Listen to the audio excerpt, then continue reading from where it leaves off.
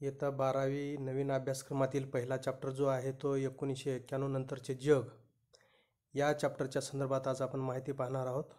यामध्ये नोव्हेंबर 1989मध्ये बर्लिनची भिंत पडली आणि सोव्हिएत रशियाच्या विघटनाची सुरुवात होऊन अखेरीस शीतयुद्धाचा काळ समाप्त झाला. अशा प्रकारे अमेरिका आणि सोव्हिएत रशिया यांच्यामधील वर्चस्वाच्या लढाईवर आधारित पूर्व पश्चिम वादही यामुळे संपुष्टात आले.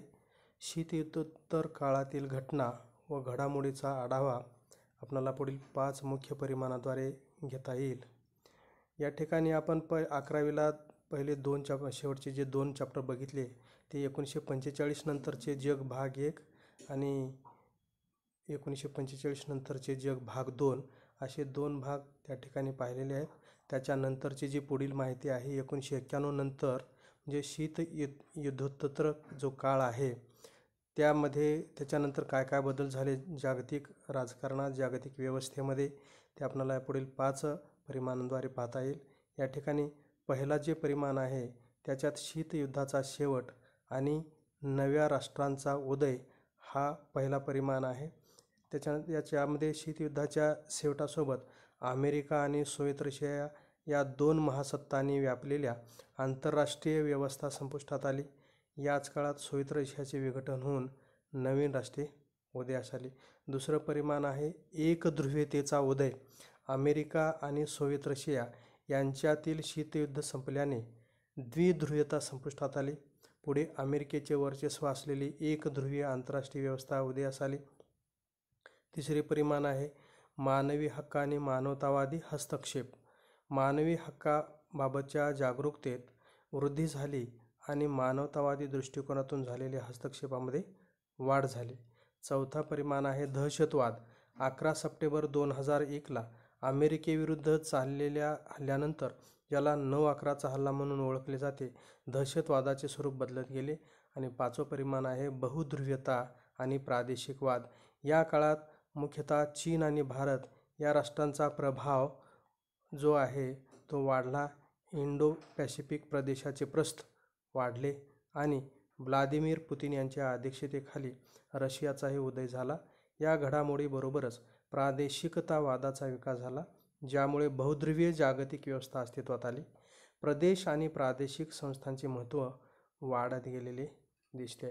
हे 5 परिमाणांचा आपल्याला प्रत्येक परिमाणाचा सखोल असा अभ्यास या चॅप्टरमध्ये करायचा आहे. आपल्याला तर माहीत आहे की अमेरिका, रशिया ही जागतिक महासत्ता होत्या, परंतु आज चायनासारख्या किंवा आशिया खंडातले अनेक देश हे पुढे आलेले आहेत. महासत्तेचा अर्थ आपल्याला जर सांगायचा असेल तर महासत्तेला आंतरराष्ट्रीय राजकारणामध्ये महत्त्वाचे स्थान असते. महासत्ताकडे जागतिक घडामोडीवर प्रभाव टाकून आपले हित साधण्याची क्षमता असते. दुसऱ्या महायुद्धानंतर शीतयुद्धाच्या काळात अमेरिका आणि सोव्हिएत रशिया या 2 महासत्ता एकमेकांसमोर उभ्या टाकल्या होत्या. म्हणजे जागतिक महासत्ता जी आहे ते स्वतःच्या इच्छेने जगाच्या जी प्रायोरिटी असते, प्राथमिकता असते जगातील इतर देशांची, त्याच्यात बदल करायला लावत असते, धाक दाखवून, आकर्षण दाखवून वगैरे वगैरे. परंतु या ठिकाणी आता आपण प्रत्येक मुद्दा जो आहे तो 5 परिमाण आहे, त्याच्यातले प्रत्येक परिमाण व्यवस्थित या ठिकाणी पाहणार आहोत. पहिलं परिमाण जे आपण बघितलेलं होतं शीतयुद्धाचा शेवट आणि नव्या राष्ट्रांचा उदय, त्याला आपण अंडरलाईन करून घेऊया. शीतयुद्धाचा शेवट आणि नव्या राष्ट्रांचा उदय. आपणाला हे चॅप्टर समजून घ्यायचं आहे व्यवस्थितरित्या. 1989 मधील पूर्व युरोपातील क्रांतीनंतर आंतरराष्ट्रीय संबंधामध्ये 2 महत्त्वाचे प्रवाह आढळतात. पहिला म्हणजे स्वयंनिर्णयाचा जो प्रवाह आहे क्रांतीनं आंतरराष्ट्रीय संबंधामध्ये 2 महत्त्वाचे प्रवाह म्हणजे स्वयंनिर्णयाच्या हक्कावर आधारित वांशिक राष्ट्रवादाच्या संकल्पनेचा आग्रह आणि दुसरा म्हणजे द्विध्रुवीयतेचा अस्त्र. अमेरिका आणि सोव्हिएत रशिया या 2 महासत्ता अस्तित्वात असल्यामुळे द्विध्रुवीयता अबाधित होती. सत्तेच्या या 2 केंद्रामध्ये जग विभाजित झाले होते. सोव्हिएत रशियाच्या विघटनामुळे एक महासत्ता लोप पावली आणि जगात द्विध्रुवीयता नष्ट झाली. पुढे पूर्व युरोपीय राज्यामधील क्रांती ही तेथील मध्यमवर्गाच्या वाढत्या अपेक्षामधून निर्माण झाली होती. कारण कोणत्याही देशामध्ये सरासरी आपण जर बघितलं तर मध्यमवर्गीयांची संख्या अधिक असते आणि मध्यमवर्गीयांच्या अपेक्षा लक्षात घेऊनच त्या देशातली राजकीय वाटचाल होणे आवश्यक असते. मात्र पूर्व युरोपीय राज्यामध्ये मध्यमवर्गीयांची अपेक्षा ही वेगळी होती. त्यांना अधिक स्वातंत्र्य आणि आर्थिक स्थैर्य मिळावे अशी इच्छा होती. म्हणून सोव्हिएत प्रणित साम्यवादी शासनाविरुद्ध त्यांनी उठाव केला. तेथे स्वतंत्र लोकशाही राज्य उदयास आली. सोव्हिएत रशियाच्या अंतर्गत राजकीय आणि आर्थिक स्वातंत्र्य मिळविण्यासाठी देखील अनेक ज्या चळवळी उदयास आल्या, त्यामुळे वेगवेगळ्या राज्यांनी अधिक स्वायत्ततेसाठी आग्रह धरून कालांतराने स्वातंत्र्याची मागणी केली. या दरम्यान विविध प्रदेशातील लोकसमूहांच्या वांशिक अस्मिता प्रबळ होऊ लागल्या होत्या. हे महत्त्वाचं आहे की प्रत्येक जो काय भौगोलिक प्रदेशातील जो भाग आहे त्या देशातील जे लोक आहेत ते वांशिक अस्मिता प्रबळ होऊनच त्यांनी स्वतंत्र राज्याची मागणी केलेली आपल्याला दिसते. यामुळे वांशिक अस्मितेवर आधारित स्वतंत्र राष्ट्र निर्मितीच्या मागण्या होऊ लागल्या. याची काही उदाहरणं आपल्याला जगातली पाहायची आहेत. युरोपमध्ये नवीन राष्ट्रे खालीलप्रमाणे निर्माण झाली, जसे की चेकोस्लोव्हाकियाचे चेक गणराज्य आणि स्लाव गणराज्य या 2 राष्ट्रांमध्ये विभाजन झाले. हे आपल्याला लक्षात ठेवण्यासारखं आहे. चेकोस्लोव्हाकियाचे विभाजन झाल्यास 2 कोणते देश किंवा राज्य निर्माण झाली, तर चेक गणराज्य आणि स्लाव गणराज्य या 2 राज्यामध्ये विभाजन झाले. तसेच युगोस्लाव्हियाचे विघटन होऊन या ठिकाणी क्रोएशिया, स्लोव्हेनिया, सर्बिया, बोस्निया आणि हर्जेगोविना, उत्तर मेसेडोनिया, मॉन्टेनिग्रो ही राष्ट्रे उदयास आलेली आहेत. त्याचबरोबर इकडं अमेरिकेचे म्हणजे सोव्हिएत रशियाच्या विघटनातून काही नवीन राष्ट्रे अस्तित्वात आली. ती पुढील प्रमाणे आहेत: Armenia, Moldova, Estonia, Latvia, Lithuania, Georgia, Azerbaijan, Tajikistan, Kyrgyzstan, Belarus, Uzbekistan, Turkmenistan, Ukraine, Kazakhstan आणि रशिया. अशी रशियासहित 15 राष्ट्रे नवीन निर्माण झालेली आहेत. ते आपल्याला पुढे नकाशे दिलेले आहेत. त्या नकाशामध्ये आपल्याला प्रत्येक सोव्हिएत रशियामध्ये वेगवेगळी स्वतंत्र झालेली राज्ये दाखवलेली आहेत राष्ट्रे. त्याच्यानंतर स्वयंनिर्णयाच्या हक्कावर आधारित वांशिक राष्ट्रवादाला अनुसरून नव्या राज्यांच्या निर्मितीचा प्रवाह जगाच्या इतर भागामध्ये दिसून आला. काही नवे देश जे स्वतंत्र राज्य म्हणून उदयास आले ते होते पूर्व तिमोर. त्याला इंडोनेशियापासून स्वातंत्र्य मिळालेलं आहे. पूर्व तिमोर लक्षात ठेवा, इंडोनेशियापासून स्वातंत्र्य आहे. एरिट्रिया, इथिओपियापासून स्वातंत्र्य. दक्षिण सुदानपासून स्वातंत्र्य. ही वेगवेगळ्या देशातून स्वतंत्र झालेले हे वेगवेगळे देश आहेत. आजही वांशिक राष्ट्रवादावर आधारित स्वातंत्र्याच्या मागण्या होत आहेत. या ठिकाणी आपणाला लक्षात येईल की या नकाशामध्ये दिलेलं आहे की हे वेगवेगळे देश, जसे की इकडं रशिया आहे, इथे बघा Estonia, Latvia, Lithuania, Belarus, Ukraine, हे वेगवेगळे देश आपणाला नकाशात बघितल्यानंतर अधिक स्पष्ट होईल. या ठिकाणी जे छोटे छोटे देश दिलेले आहेत बघा, रशियाचे विघटन झाल्यानंतर Estonia, Latvia, Lithuania, Belarus, Moldova, Ukraine, Georgia, Armenia, Azerbaijan, या ठिकाणी Turkmenistan, Uzbekistan, Kyrgyzstan, Tajikistan, Kazakhstan आणि रशिया ही वेगवेगळी नवीन राष्ट्रे निर्माण झालेली जी आपण बघितली की ही जी आहे ते पूर्व युरोपमधली रशियातली जो भाग आहे तो पूर्व युरोपच्या बाजूला असलेला हा रशियाचा जो भाग आहे त्या भागात नवीन नवीन देश तयार झालेले आहेत. या ठिकाणी कॅटलोनिया स्पेनपासून स्वातंत्र्य हवे आहे त्यांना. कोसोवा सर्बियापासून स्वातंत्र्य हवे आहे. युरोपातील काही देशांनी कोसोवाचा स्वतंत्र देशाचा दर्जा मान्य केला आहे. त्याचबरोबर चेचन्या रशियापासून स्वातंत्र्य हवे चेचन्याला. अशा पद्धतीनं या वेगवेगळ्या भागामध्ये, वेगवेगळ्या भौगोलिक प्रदेशामध्ये वांशिक अस्मितेवर आधारित वेगवेगळ्या लोकांनी स्वतंत्र राज्याच्या मागण्या केलेल्या आपल्याला दिसून येतात. दुसरं जे काही परिमाण आहे ते म्हणजे एकध्रुवीय जागतिक व्यवस्थेचा उदय. त्याला आपण अंडरलाईन करूया. एकध्रुवीय जागतिक व्यवस्थेचा उदय हा आपला दुसरा मुद्दा आहे, दुसरं परिमाण आहे. एकध्रुवीय जागतिक व्यवस्थेचा उदय म्हणजे आता अमेरिकेला आव्हान करणारा जगातला एकही देश उरला नाही, कारण सोव्हिएत रशियाचं विघटन झाल्यामुळं त्याच्या तुलनेत जागतिक पातळीवर एकमेव सत्ता अमेरिकेच्या बाजूने आहे. 1990मध्ये इराकने कुवेतवर आक्रमण करून कुवेतच्या भूप्रदेशावर ताबा मिळवला. याचे पडसाद जागतिक स्तरावर उमटले. संयुक्त राष्ट्राने या प्रकरणाची दखल घेत यावर चर्चा केली.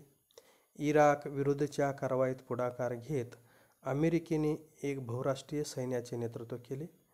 या युद्धात कुवेतची इराकच्या ताब्यातून सुटका केली.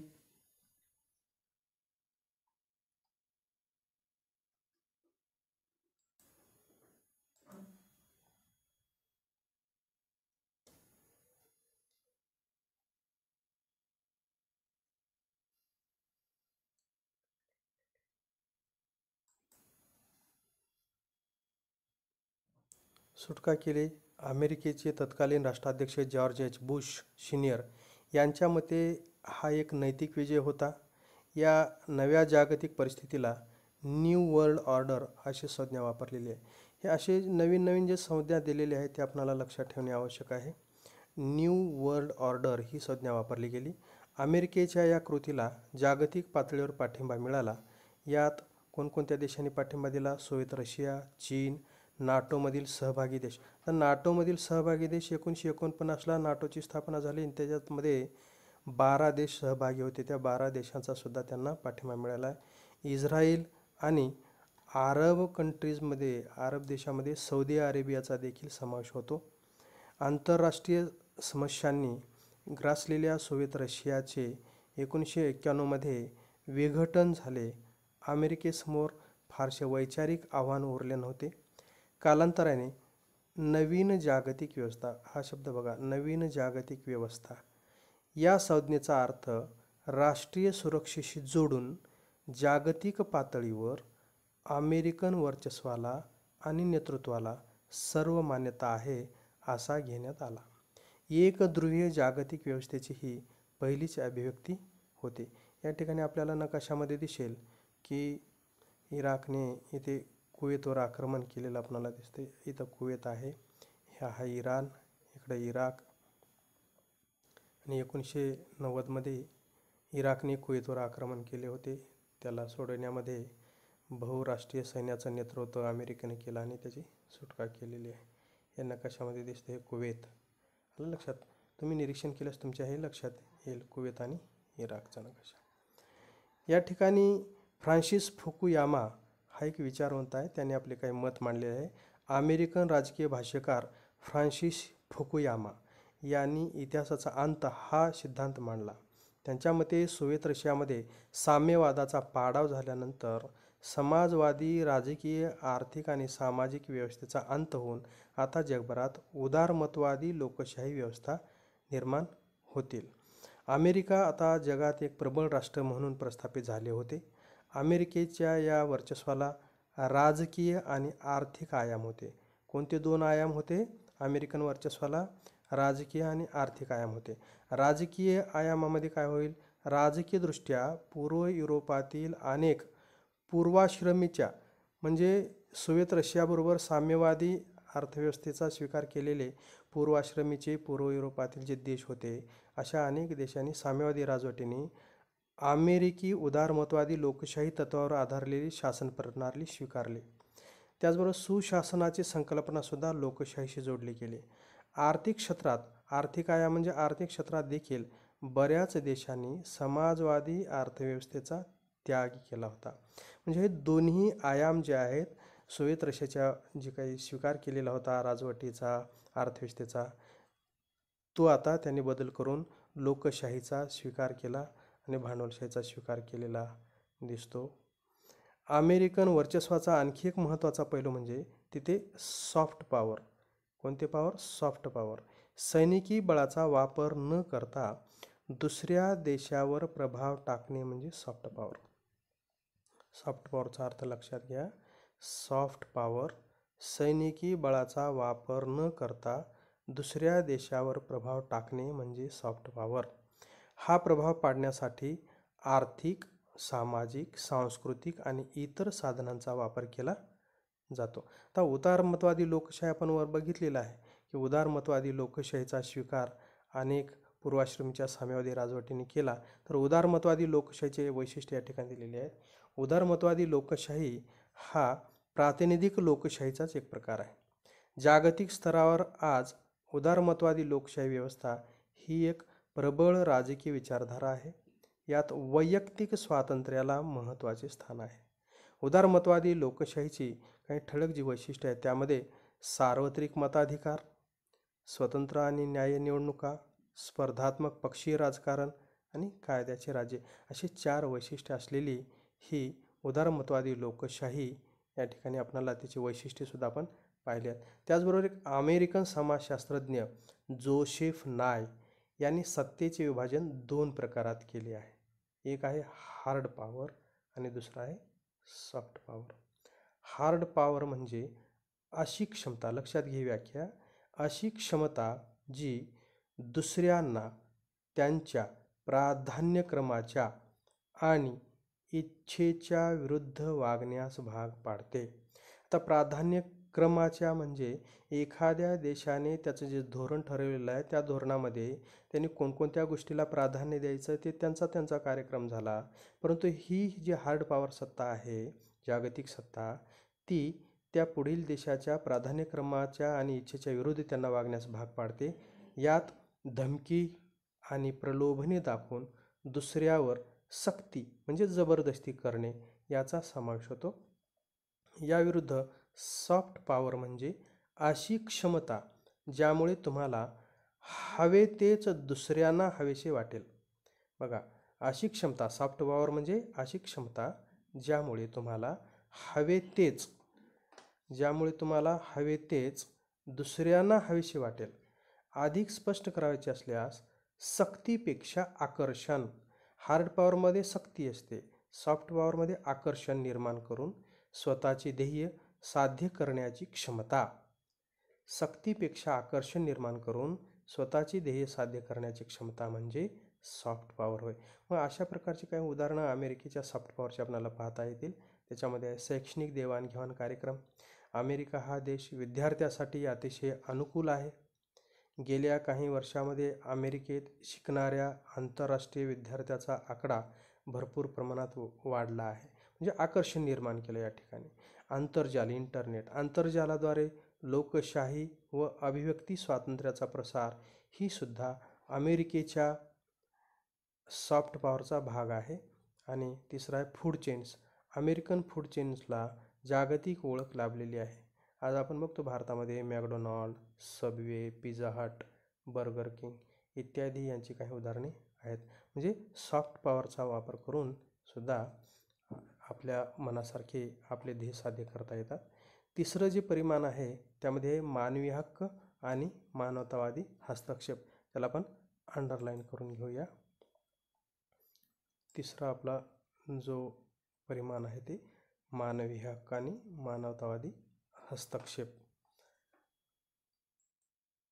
राष्ट्रांचे विघटन आणि नव्या राष्ट्रांचा उदय. राष्ट्रांचे विघटन आणि नव्या राष्ट्रांचा उदय या प्रक्रिया नेहमीच शांततामय असतीलच असे नाही. आपण जर काही उदाहरणं बघितलं तर युगोस्लाव्हियाच्या बोस्निया आणि हर्जेगोविना प्रांतामध्ये प्रचंड प्रमाणात वांशिक हिंसाचार झाला. चेचन्या, पूर्व तिमोर आणि एरिट्रिया या देशामध्ये देखील संघर्ष सुरू होता. हिंसेच्या या प्रसंगामध्ये मानवी हक्कांच्या होत असलेल्या पायमल्लीमुळे लोकांमध्ये चिंतेचे वातावरण होते. एक महत्त्वाची जागतिक संघटना म्हणून संयुक्त राष्ट्रे या देशामध्ये हस्तक्षेप करून संघर्षाची किंवा युद्धाची परिस्थिती नियंत्रणात ठेवण्याचे प्रयत्न करते. शांतता रक्षण हे संयुक्त राष्ट्राच्या प्रमुख कार्यामधील एक कार्य आहे. शीत युद्धोत्तर काळात संयुक्त राष्ट्रे युद्धजन्य परिस्थिती असणाऱ्या प्रदेशात शांतता प्रस्थापित करण्याच्या दृष्टीने हस्तक्षेप सुरू ठेवतात. परंतु येथे या हस्तक्षेपाचे उद्दिष्ट केवळ चालू असणारे युद्ध थांबवणे हे नसून भविष्यात अशा प्रकारच्या संभाव्य युद्धांना आळा घालणे, शांतता प्रस्थापित करणे आणि पीडितांच्या मानवी हक्कांचे रक्षण करणे हे आहे. मग या ठिकाणी आपल्याला उद्दिष्ट दिलेले आहेत. कोणकोणते? येथे या हस्तक्षेपाचे उद्दिष्ट केवळ चालू असणारे युद्ध थांबवणे हे नसून भविष्यात अशा प्रकारच्या संभाव्य युद्धांना आळा घालणे, शांतता प्रस्थापित करणे आणि पीडितांच्या मानवी हक्कांचे संरक्षण करणे हे आहे. याच कारणासाठी संयुक्त राष्ट्रांनी कंबोडिया, सोमालिया आणि युगोस्लाव्हिया या देशामध्ये हस्तक्षेप केला. मानवी हक्काबद्दलची वाढती जागरूकता आणि आंतरराष्ट्रीय कायद्यामध्ये त्यांना मिळालेल्या पाठबळामुळे मानवतावादी हस्तक्षेप ही नवीन संकल्पना बघा. मानवतावादी हस्तक्षेप या हक्क संरक्षणाच्या नवीन संकल्पनेचा उदय झाला. 1990चे दशक हे मानवतावादी हस्तक्षेपाचा सुवर्णकाळ म्हणावा लागेल. या ठिकाणी आपण शांती सेनेच्या संदर्भात या ठिकाणी दिलेला आहे. United nations peacekeeping. संयुक्त राष्ट्रसंघाला स्वतःचे असे सैन्य नसते, परंतु जागतिक शांतता व सुरक्षितता प्रस्थापित करण्यासाठी संयुक्त राष्ट्राच्या सदस्य देशांच्या स्वतःच्या सैन्यातून एका शांती सेनेची स्थापना केली आहे. या सेनेला संयुक्त राष्ट्र शांतता रक्षक दल, या सेनेला काय म्हणतात बघा? संयुक्त राष्ट्र शांतता रक्षक दल असे म्हणतात. बऱ्याचदा शस्त्रसंधी लागू असताना संयुक्त राष्ट्र सुरक्षा परिषदेच्या शिफारशीनुसार, म्हणजे संयुक्त राष्ट्राची सुरक्षा परिषद जी आहे ती शिफारस करते आणि जी संघर्षप्रवण भाग आहेत युद्ध क्षेत्रामध्ये शांतता रक्षक दलाला पाचारण केले जाते. म्हणून सुरक्षा परिषदेच्या शिफारशीनुसार संघर्षप्रवण किंवा युद्ध क्षेत्रामध्ये शांतता रक्षक दलाला पाचारण केले जाते. म्हणून युनायटेड राष्ट्रसंघाचं जे सैन्य नसतं, तर त्यांचे सदस्य जी राष्ट्रे आहेत त्यांच्या सैन्यातून ते शांती दल निर्माण केलं जात असतं. शीतयुद्धोत्तर काळात मानवी हक्क जे आहेत या ठिकाणी आपल्याला युनायटेड नेशन्स ह्युमन राईट्स असं आपण म्हणतो. या ठिकाणी human rights office of the right commissioner, high commissioner. युद्धोत्तर काळातील मानवी हक्क. 1990 पासून अनेक देशांनी मानवी हक्कासंदर्भातील 6 मुख्य कन्व्हेन्शन्स आणि करारांना मंजुरी दिली. 170हून अधिक देशांनी व्हिएन्ना येथे पार पडलेल्या 1993च्या जागतिक मानवी हक्क परिषदेत सहभाग नोंदवला.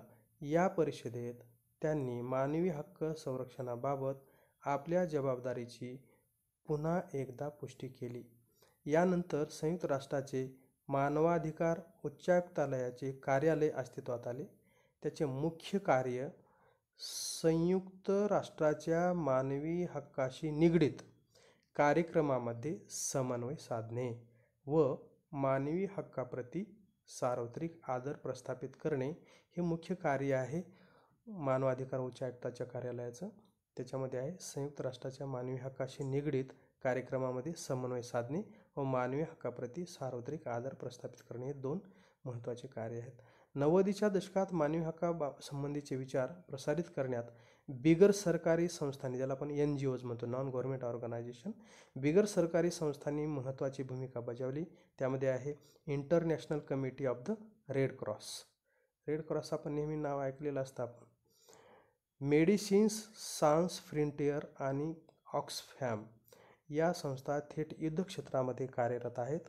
या संस्था मानवी हक्काबाबत मोहीम राबवून मानवी हक्क करार मानवतावादी कायद्याचे पालन यांचा प्रसार करतात. 2 मुद्दे लक्षात ठेवायचा. मानवी हक्क करार आणि मानवतावादी कायद्याचे पालन याचा प्रसार वेगवेगळ्या मोहीम राबवून केल्या जात असतात.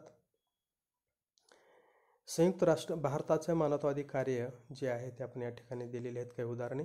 संयुक्त राष्ट्राचे कंबोडियातील संक्रमण प्राधिकरण अनटॅक फेब्रुवारी 1992 ते सप्टेंबर 1993 या ठिकाणी सुद्धा संयुक्त राष्ट्राचे सोमालियातील मोहीम या ठिकाणी दिलेली आहे. म्हणजे वेगवेगळ्या देशामध्ये जाऊन या शांतीसेना वेगवेगळ्या प्रकारचे काम त्या देशाला वेगवेगळ्या पद्धतीची मदत करत असतात. या ठिकाणी कंबोडियात शांतता राखण्यासाठी व मानवी हक्काप्रती आदर निर्माण करण्यासाठी भारतातर्फे सैन्य आणि पोलीस दल पाठवण्यात आले. त्याचबरोबर कायदा व सुव्यवस्था राखणे, मुक्त आणि न्याय्य निवडणुकांचे आयोजन, नागरी प्रशासन ही कार्य हाती घेतली. संक्रमण काळात कंबोडियन निर्वासितांचे प्रत्यावर्तन व पुनर्वसन करण्यात देखील भारताने महत्त्वाची भूमिका बजावलेली आहे. या वेगवेगळ्या फोटोवर आपल्याला लक्षात येते कंबोडिया येथे भारतीय पोलीस अधिकारी. म्हणजे जागतिक शांततेमध्ये भारताचं फार मोठं योगदान वेगवेगळ्या शांतीसेना पाठवून त्या ठिकाणी केलेलं आहे. या ठिकाणी संयुक्त राष्ट्राची सोमालियातील मोहीम या ठिकाणी युनोसोम 2 मार्च 1993 ते डिसेंबर 1994 सोमालियातील संयुक्त राष्ट्राच्या अभियानात भारताने सक्रिय सहभाग नोंदवला होता. संयुक्त राष्ट्रांच्या शांती सेनेतील भारतीय तुकडीने यशस्वीरित्या मानवतावादी मदत पुरविण्याचे काम केले. त्यांनी मोठ्या प्रमाणात विहिरी खोदल्या, शाळा आणि मशिदी बांधल्या, फिरती दवाखाने व मदत शिबिरांद्वारे वैद्यकीय व पशुवैद्यकीय सुविधा पुरविण्यात आल्या. याचबरोबर हजारो निर्वासितांचे पुनर्वसन करून त्यांच्या प्रत्यावर्तनास सहाय्य केले. या ठिकाणी हा एक फोटो दिसत आहे. सोमालिया येथे भारतीय लष्करी डॉक्टर या ठिकाणी मदत करत आहे.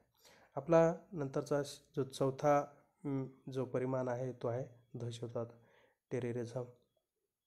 आपण याला अंडरलाईन करूया. टेररिझम दहशतवाद म्हणजे एका व्याख्या आपल्याला लक्षात येईल की एकाला मारा आणि 10,000 लोकांमध्ये भीती पसरवा असा सहज आणि सोपा अर्थ दहशतवादाचा आपल्याला लावता येईल. परंतु आजच्या काळात दहशतवादाचे स्वरूप पूर्ण बदलून गेलेलं आहे. 11 सप्टेंबर 2001 रोजी झालेल्या न्यूयॉर्क ट्रेड सेंटर आणि वॉशिंग्टन DC मधील पेंटागनवरील हल्ल्याने जो 9/11चा हल्ला म्हणून ओळखला जातो, दहशतवादाचे एक नवे रूप जगासमोर आले. दहशतवादाची संकल्पना तशी जुनी आहे. समाजात भीती निर्माण करून राजकीय, धार्मिक आणि वैचारिक उद्दिष्टे पूर्ण करण्याच्या हेतूने चालविलेला हिंसाचार. कोणती उद्दिष्टे आहेत बघा इथं. समाजात भीती निर्माण करून राजकीय, धार्मिक आणि वैचारिक उद्दिष्टे पूर्ण करण्याच्या हेतूने चालविलेला हिंसाचार किंवा निर्माण केलेला धाक म्हणजे दहशतवाद होय. साधारणपणे सरकारी संस्था आणि अधिकारी यांना प्रामुख्याने लक्ष्य केले जाते. 1972 मध्ये म्युनिक येथे इस्रायलच्या ऑलिम्पिक संघावर पॅलेस्टिनी दहशतवाद्यांनी केलेला हल्ला आधुनिक दहशतवादाचे पहिले उदाहरण म्हणता येईल. या ठिकाणी 11 सप्टेंबर 2001ला दहशतवादी जो हल्ला झालेला होता न्यूयॉर्क ट्रेड सेंटर या ठिकाणी ते इथं छायाचित्र दाखवलेलं आहे, तुम्ही बघू शकता. या ठिकाणी मग याच्या विरुद्ध या दहशतवादाविरुद्ध लढाई चालू केली जॉर्ज W. बुश यांनी. अल कायदा या संघटनेने घडवून आणलेल्या 9/11च्या दहशतवादी हल्ल्याचे प्रत्युत्तर म्हणून अमेरिकेचे राष्ट्राध्यक्ष जॉर्ज W. बुश यांनी दहशतवाद विरोधी लढाई ही लष्करी मोहीम राबवली. कोणती मोहीम राबवली? दहशतवाद विरोधी लढाई ही लष्करी मोहीम राबवली. अफगाणिस्तान युद्ध 2001 आणि इराक युद्ध 2003 हे याच लढाईचा भाग होते. अमेरिका पुरस्कृत या सैनिकी आक्रमणाला ब्रिटन, तुर्कस्तान, जर्मनी, इटली, नेदरलँड, फ्रान्स आणि पोलंड या देशांनी पाठिंबा दिला होता. त्यानंतर दहशतवादी संघटना विमान अपहरणे, बॉम्बस्फोट आणि राजकीय नेत्यांची हत्या अशा मार्गाचा वापर करू लागले. पारंपरिक दहशतवाद हा मुख्यतः सरकारी संस्थांना लक्ष्य करत असे. दहशतवादी सहसा काही विशिष्ट लोकसमूहाच्या हक्कांसाठी लढत असत. दहशतवादी कारवायांचा अनेकदा अलगाववादी म्हणजेच फुटीरतावादी चळवळीशी संबंध येतो.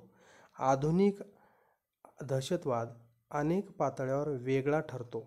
आज दहशतवादी विशिष्ट भौगोलिक क्षेत्रातील विशिष्ट लोकसमूहासाठी लढत नाहीत. दहशतवादी संघटना अमूर्त स्वरूपाच्या धार्मिक विचारसरणीने प्रेरित झालेले असतात. त्यांचा लढा अमूर्त स्वरूपाची धार्मिक ध्येय साध्य करण्यासाठी असतो. त्यासाठी वैश्विक पातळीवर योजना राबवल्या जातात. 9/11च्या हल्ल्यानंतर त्यांच्याशी साधर्म्य असलेले हल्ले बाली 2002, माद्रिद 2004, लंडन 2005 आणि मुंबई 2008 मध्ये घडून आणले गेले. अशा पद्धतीनं जगामध्ये वॉशिंग्टन आणि पेंटॅगॉनवर जो हल्ला घडून आणला तशा प्रकारचे हल्ले जगामध्ये पुन्हा घडून आले. त्याच्यातलाच एक हल्ला 2008चा मुंबईमध्ये झाला होता. आणि शेवटचं जे परिमाण आहे ते म्हणजे बहुध्रुवीयता आणि प्रादेशिक वाद. त्याला आपण अंडरलाईन करून घेऊ म्हणजे तुमच्या लक्षात येईल. बहुध्रुवीयता आणि प्रादेशिकतावाद हा शेवटचं परिमाण आहे. शीत युद्धोत्तर काळात अमेरिकेने जागतिक व्यवस्थेवर आधिपत्य गाजवण्यास सुरुवात केली. या काळात अमेरिकेच्या लष्करी आणि आर्थिक ताकदीला कोणीही आव्हान देऊ शकले नव्हते, कारण त्यांची लष्करी आणि आर्थिक ताकद प्रचंड होती, म्हणून त्यांना कोणी आव्हान देऊ शकत नव्हते. त्यामुळे ती एकमेव महासत्ता म्हणून उदयास आली.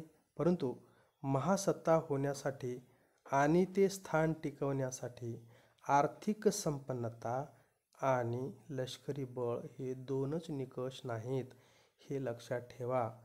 महासत्ता होण्यासाठी आणि ते स्थान टिकवण्यासाठी आर्थिक संपन्नता आणि लष्करी बळ हे दोनच निकष नाहीत. जागतिक पातळीवर देशाचा महासत्ता म्हणून उदय हार्ड पॉवर आणि सॉफ्ट पॉवर यांच्या एकत्रीकरणामुळे होतो.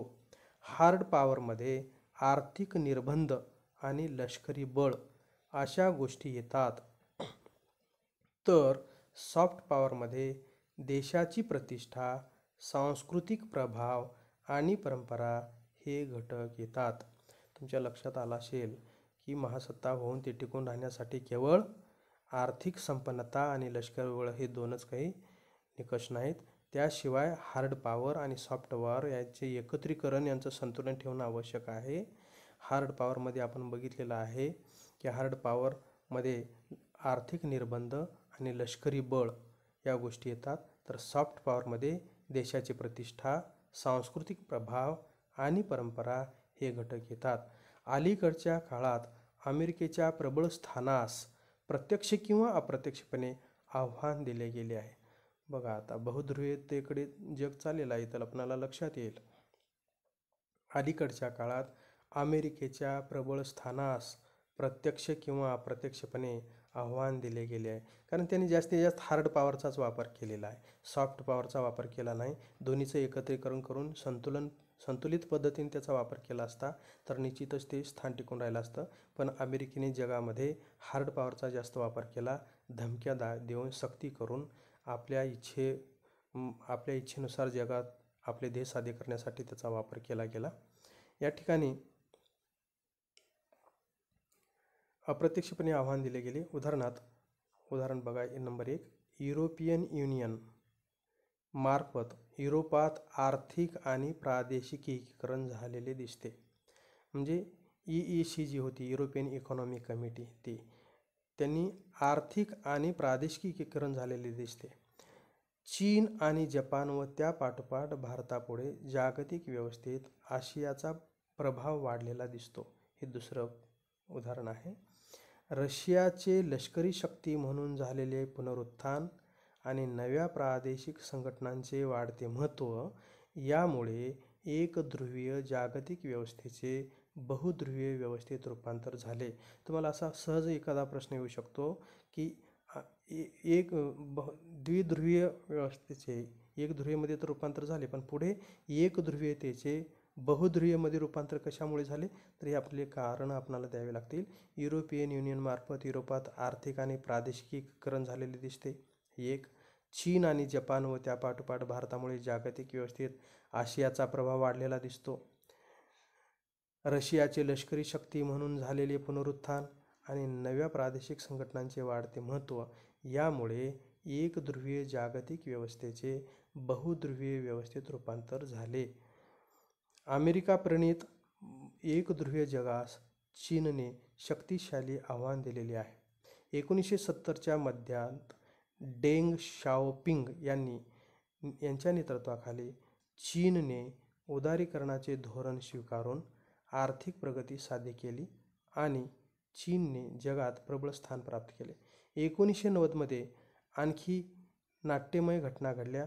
चीनने वन बेल्ट वन रोड आणि चीन पाकिस्तान आर्थिक कॉरिडोर यासारखे महत्त्वाकांक्षी प्रकल्प राबविण्यास सुरुवात करून आपले प्रभाव क्षेत्र निर्माण केले. मध्य आशिया आणि पूर्व आशिया या प्रदेशावर वर्चस्व गाजवण्यास सुरुवात केली. आफ्रिकेत देखील प्रवेश करून शेजारी देशांपलीकडे प्रभाव पाडण्याची आकांक्षा दाखवली. दक्षिण चीन सागरावर आपला हक्क सांगण्याकरता चीन आपले नौदल व वायुसेना भक्कमपणे उभारत आहे. यामध्ये आपल्याला लक्षात येईल की हळूहळू बहुध्रुवीयतेकडे जगाची वाटचाल कशी चालू झाली ते. रशियाने तेल आणि वायू निर्मितीच्या क्षेत्रात मोठी प्रगती केलेली आहे. रशिया ऊर्जा स्रोताची महासत्ता म्हणून उदयास आली आहे. हल्लीच्या काळात तेथे आर्थिक स्थैर्यामुळे राष्ट्रनिष्ठा जागृत होऊन लष्कराचा प्रभाव वाढलेला दिसतो.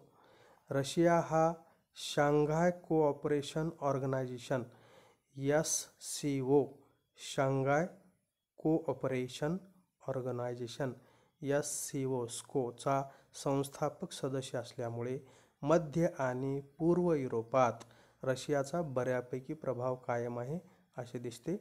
आज घडीला इंडो पॅसिफिक प्रदेशाचे महत्त्व वाढीस लागले आहे. चीन आणि भारतासारख्या देशामुळे झालेली आर्थिक वृद्धी, दक्षिण चीन महासागरातील संघर्ष, एशियनचे वाढलेले महत्त्व आणि पॅसिफिक प्रदेशात अमेरिकेला असणारा रस यामुळे या प्रदेशाचे महत्त्व आणखी वाढीस लागलेले आहे. भविष्यात भारताची या प्रदेशामध्ये महत्त्वाची भूमिका असेल. युद्धोत्तर काळातील प्रादेशिकवाद हा आंतरराष्ट्रीय संबंधाच्या अभ्यासातील एक महत्त्वाचा विषय आहे.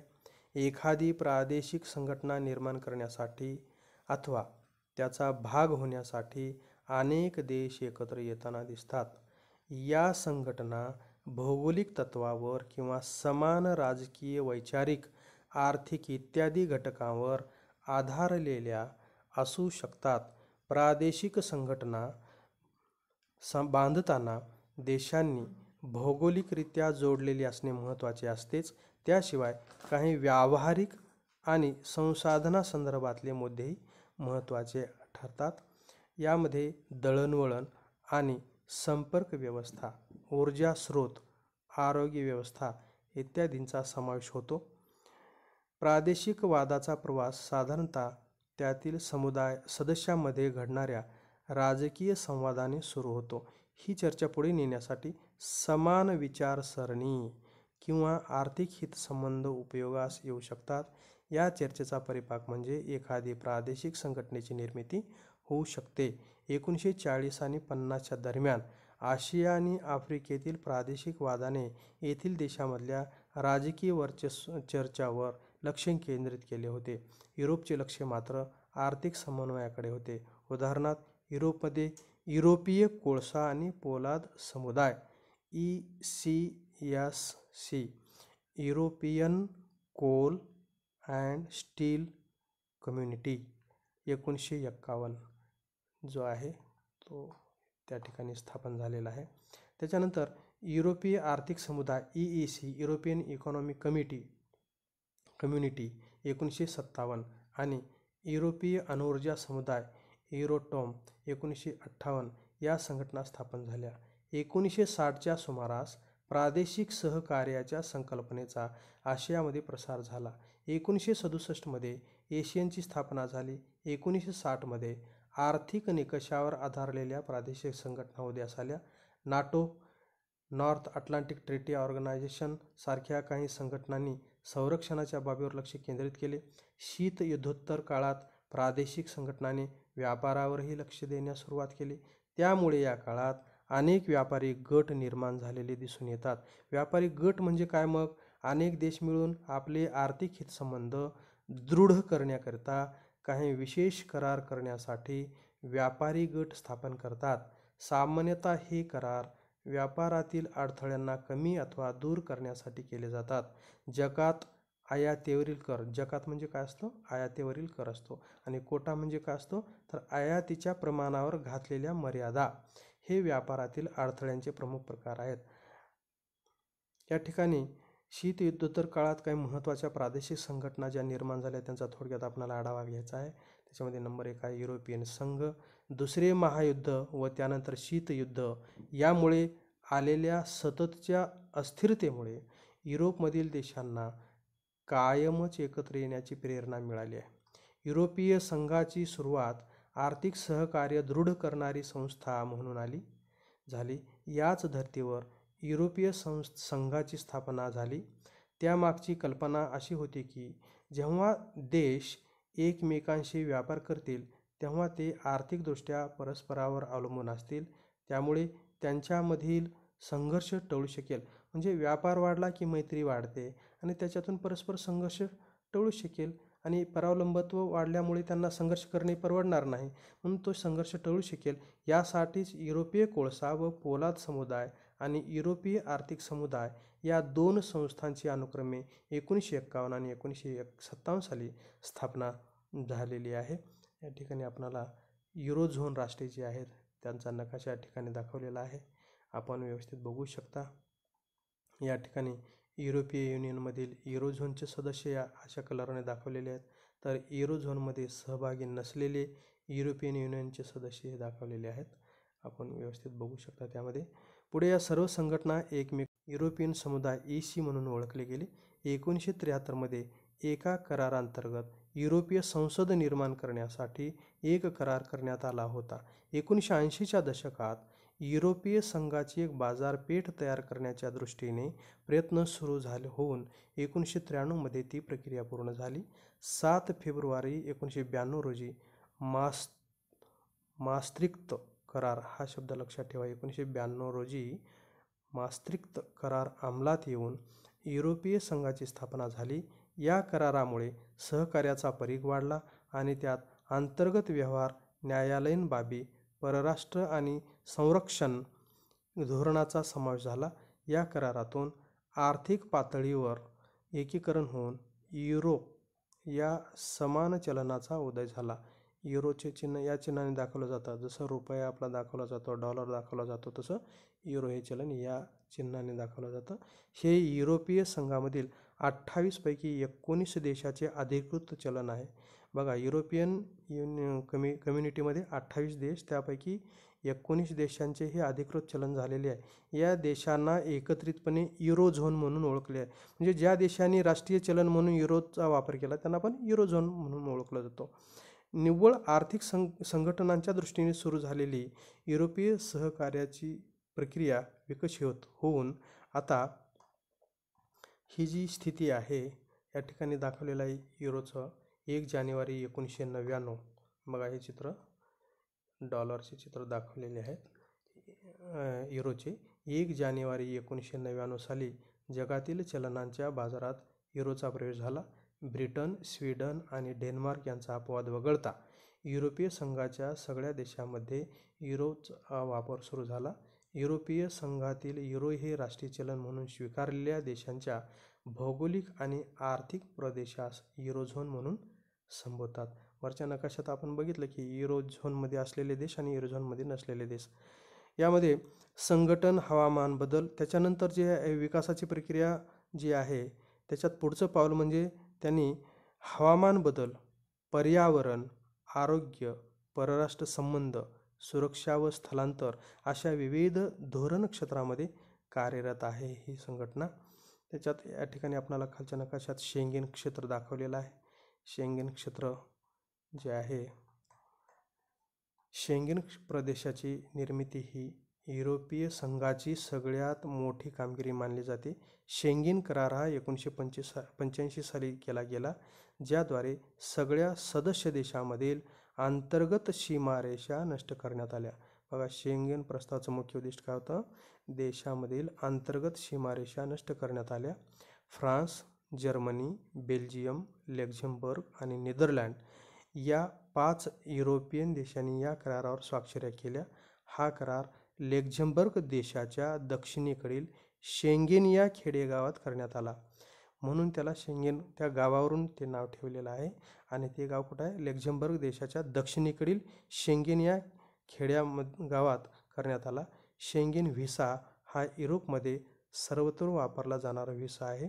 शेंगेन प्रदेशांतर्गत हे शेंगेनचे सदस्य असलेले देश, शेंगेन आणि युरोपियन युनियनचे सदस्य या कलरने दाखवलेले आहेत. शेंगेनचे सदस्य नसलेले युरोपियन युनियनचे सदस्य आणि युरोपियन युनियनचे सदस्य नसलेले शेंगेनचे सदस्य या ठिकाणी दाखवलेले आहेत. जे शेंगेनचे सदस्य आहेत त्यांच्यातल्या सीमारेषा नष्ट करण्यात आलेल्या आहेत. शेंगेन व्हिसा दिला की त्यांना कोणी तिथं पुढं अडवणार नाही सीमा ओलांडत असताना. शेंगेन व्हिसा म्हणजे काय बघा इथं. शेंगेन व्हिसा पात्र व्यक्तींना 26 सहभागी देशामध्ये मुक्तपणे प्रवास करण्याची परवानगी देते. याचाच अर्थ युरोपीय प्रवाशांना अंतर्गत शेंगेन सीमावर तपासणी प्रक्रियांना सामोरे न जाता वेगवेगळ्या शेंगेन देशामध्ये थेट प्रवेश मिळवता येईल. म्हणजे सीमारेषा नष्ट करण्यात आलेल्या आहेत. सीमा नाहीत. या प्रदेशात न केवळ युरोपीय संघाचे सदस्य, परंतु सदस्य नसणारे व्यापारी आणि पर्यटक हेही एका देशातून दुसऱ्या देशात सहजरित्या व मोकळेपणाने प्रवास करू शकतात. या प्रवासात त्यांना तपासणी आणि चौकशीला सामोरे जावे लागत नाही. सद्यस्थितीत युरोपीय संघातील 28 पैकी 22 देश शेंगेन प्रदेशाचा भाग आहेत.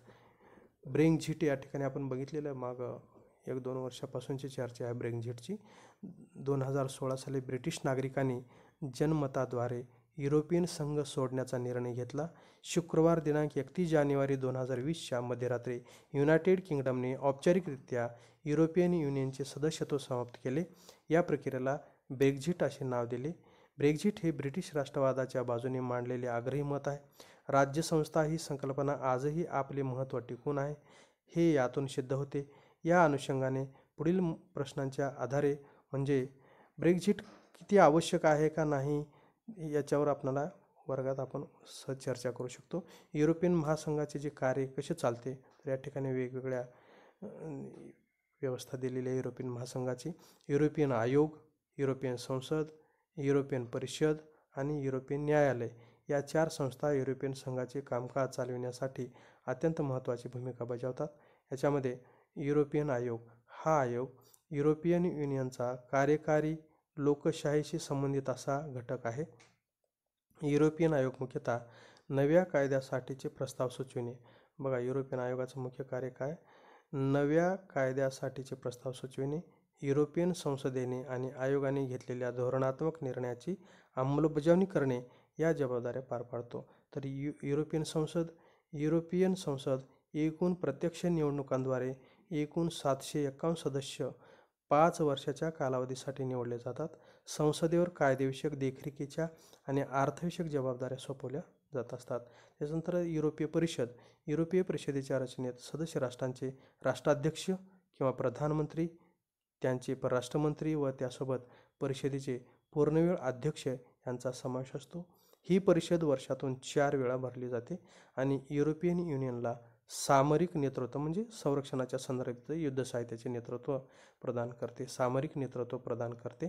युरोपियन न्यायालय युरोपियन युनियनमधील कायद्याचा आणि कराराचा अर्थ लावणे व निवाडा करणे हे कार्य पार पाडते. युरोपियन युनियनचे कायदे सदस्य देशांच्या राष्ट्रीय कायद्यापेक्षा श्रेष्ठ मानले जातात. या ठिकाणी त्याच्यानंतर आहे सार्क.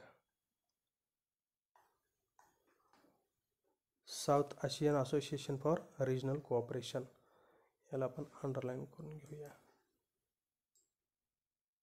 सार्क 1985 मध्ये ढाका येथे सार्कची स्थापना करण्यात आली.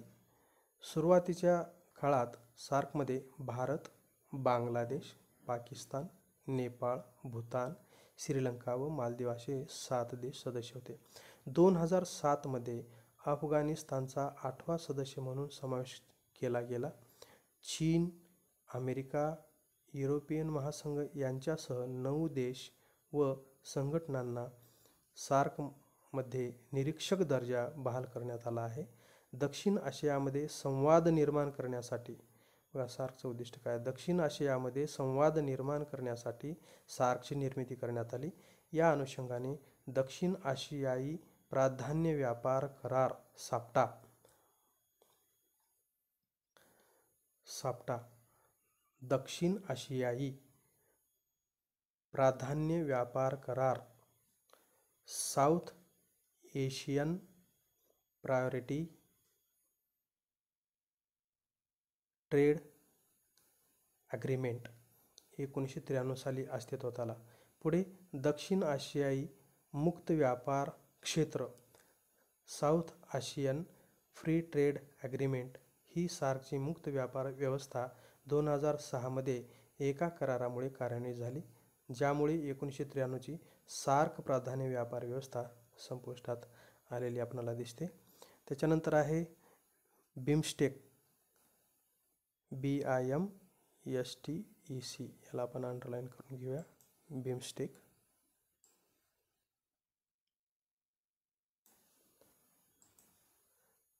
बे of Bengal, BIMSTEC, bay of Bengal initiative for multi sector technical and economic cooperation, म्हणजेच बिमस्टेकची स्थापना 1997 मध्ये झाली. बिमस्टेकमध्ये बंगालच्या उपसागरालगतच्या व इतर जवळच्या भागामधील एकूण 7 सदस्य देश सामील आहेत. त्यात दक्षिण आशियामधील बांगलादेश, भूतान, भारत, नेपाळ, श्रीलंका असे 5 देश, तर आग्नेय आशियातील 2 देश, त्याच्यामध्ये म्यानमार आणि थायलंड यांचा समावेश आहे. बिमस्टेक दक्षिण आणि आग्नेय आशिया या 2 देशांना जोडणारा दुवा आहे. वेगवान आर्थिक विकासाला चालना देणे आणि सर्वांच्या स्वारस्याच्या विषयावर सहकार्य घडवून आणणे हे बिमस्टेकचे प्रमुख कार्य आहे. त्याच्यानंतर आहे ब्रिक्स.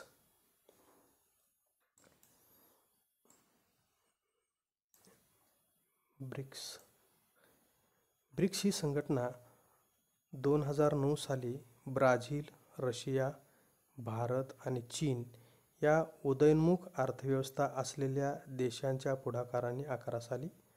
2010 मध्ये त्यात दक्षिण आफ्रिकेचा समावेश करण्यात आला. ब्रिक्समधील सदस्य विकसनशील किंवा नवीन औद्योगिक देश म्हणून ओळखले जातात. मोठ्या व वेगाने वाढणाऱ्या या अर्थव्यवस्थांचा प्रादेशिक आणि जागतिक घडामोडीवर बऱ्यापैकी प्रभाव असतो. ब्रिक्सचे सर्व सहभागी देश हे G20चे सदस्य आहेत. त्याच्यानंतर ही एक संघटना आहे शांघाय सहकार्य संघटना SCO. शांघाय सहकार्य संघटना शांघाय कोऑपरेटिव्ह ऑर्गनायझेशन 2001 मध्ये चीन, रशिया तसेच कझाकस्तान, किर्गिस्तान, ताजिकिस्तान आणि उझबेकिस्तान या रशिया लगतच्या देशांनी एकत्र येऊन SCO संघटनेचे गठन केले. पुढे 2016 साली भारत आणि पाकिस्तान या संघटनेचे सदस्य झाले. गेल्या काही वर्षात या संघटनेने दहशतवादविरोधी सहकार्याच्या दिशेने महत्त्वाची पावले उचललेली आहेत. राजकीय संवाद, चर्चा व आर्थिक सहकार्य याद्वारे शांतता व स्थैर्य राखणे हे या संघटनेच्या प्रमुख उद्दिष्टापैकी एक आहे. या व्यतिरिक्त व्यापार, संशोधन आणि तंत्रज्ञान या क्षेत्रामध्ये सहकार्याला ही संघटना चालना देते. त्याच्यानंतर आहे G20. हे G20.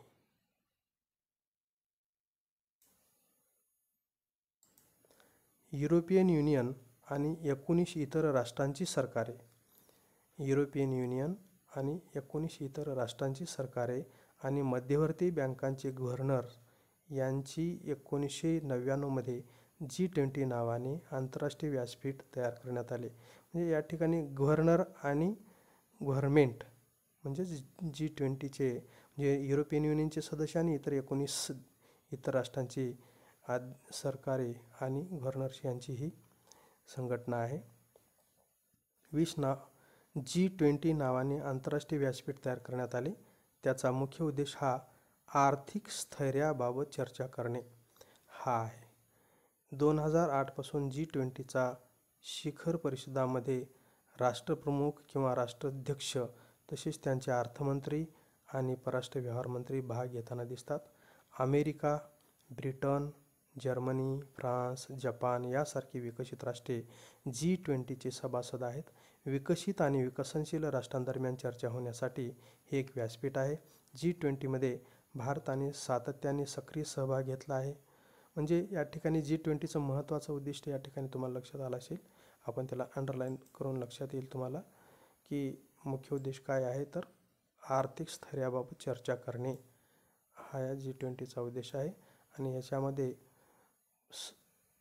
19 राष्ट्रांचे इतर राष्ट्रांचे सरकारे, युरोपियन युनियन, 19 राष्ट्रांचे सरकारे आणि मध्यवर्ती बँकांचे गव्हर्नर जे 1999 मध्ये जी नावाने आंतरराष्ट्रीय व्यासपीठ तयार करण्यात आले आहे. म्हणजे अशा पद्धतीचे आहे. या आंतरराष्ट्रीय पातळीवरच्या वेगवेगळ्या संघटना निर्माण झालेल्या दिसतात. याच्या जर आपल्याला काही आणखी प्रॉब्लेम आले तर आपण याच्यानंतर चर्चा करणारच आहोत. आज इतकेच.